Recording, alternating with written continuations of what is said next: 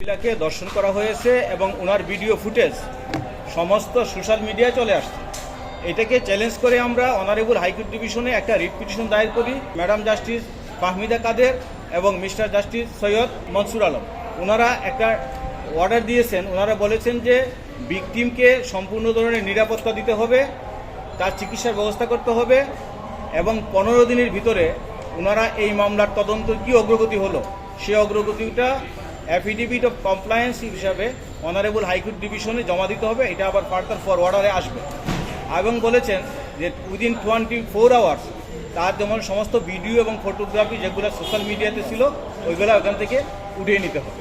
এই জন্য বিটিআরসিকে ওনার একটা ডাইরেকশন দিতে আমরা চেয়েছিলাম যাতে ওনার সেফটি সিকিউরিটির জন্য ওনার মামলার যাতে আমরা একটা বলেছিলাম যে একটা জুডিশিয়াল কমিশন গঠন করার জন্য ওনারা সেটা বলেন নাই, বলছেন যে মামলা হয়ে গেছে, যেহেতু থানায় মামলা আছে চলো।